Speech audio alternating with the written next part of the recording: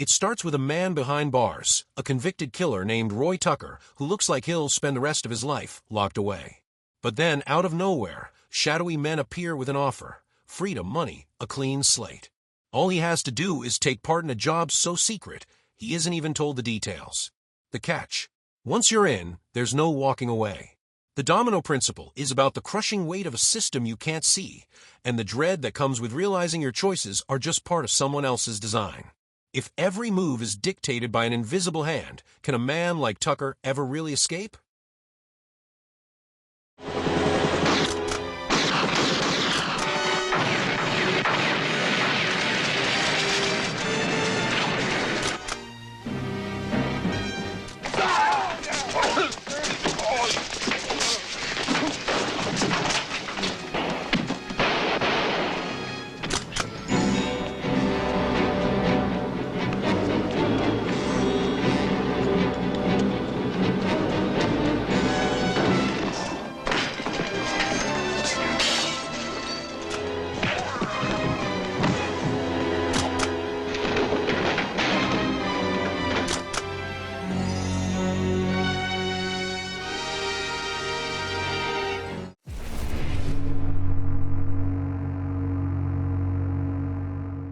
High in the Arctic, a group of scientists sails to a frozen outpost called Bear Island, supposedly for climate research.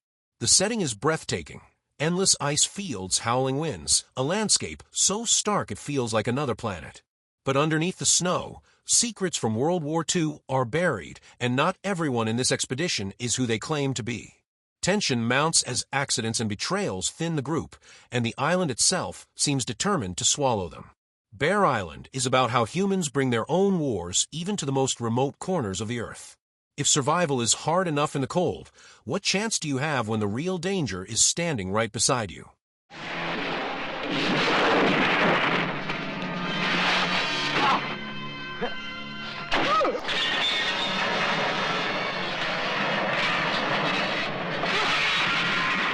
Vanessa Redgrave, Richard Widmark, Christopher Lee, Barbara Parkins, Lloyd Bridges.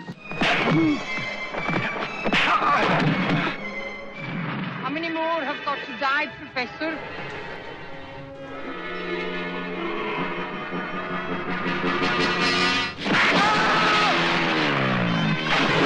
The most unpredictable, unescapable excitement ever created by Alistair McLean. Stop it! Stop it! What happened out there? That was no accident. Somebody in this room is trying to kill us. We'll never get through those mountains. There's no food, no heat.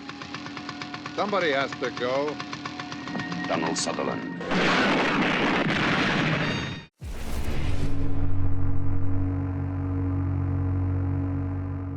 A quiet ex-con named Macklin steps out of prison, looking for a way to pay off debts and settle scores. But his brother's murder pulls him back into a world he thought he'd left behind. With just a few allies and a stolen car, he decides to hit the mob where it hurts: their money. The outfit is lean, sharp, and brutal in its simplicity, turning the Midwest into a chessboard where every move could be the last.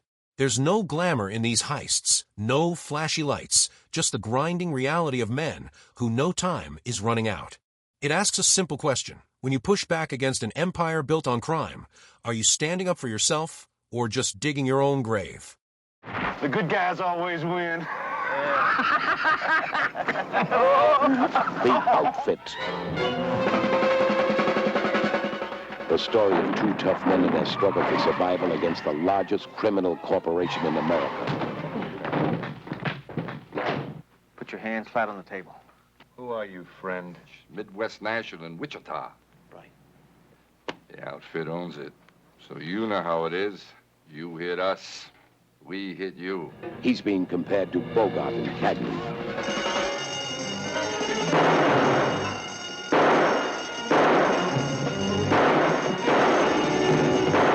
Hard guy. Think you're Dillinger. Off, hands behind your head. Never see a more exciting story of two tough men against overwhelming odds.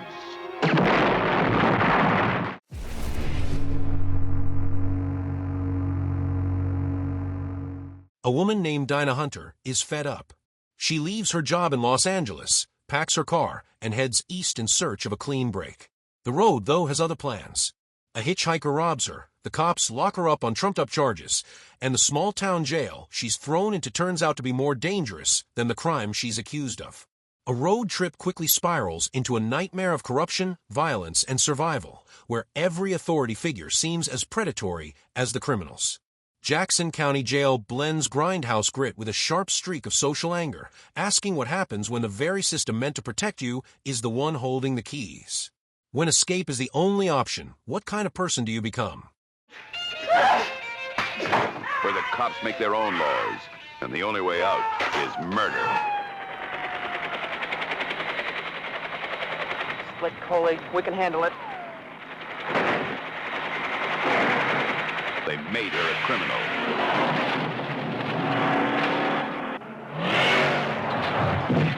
Human targets, caught in the clenched fist of Jackson County Justice.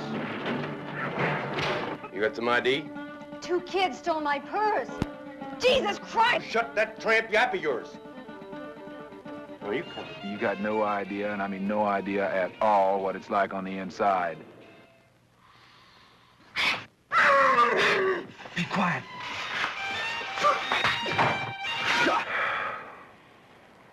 We're cop killers. There he is. Get him.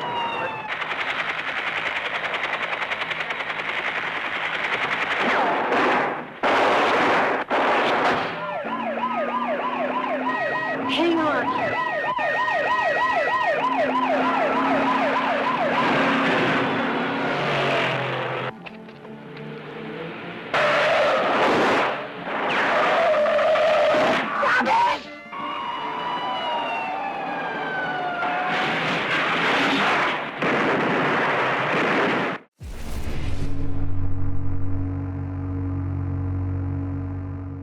An American mathematician and his wife moved to a small English village, hoping for peace and quiet.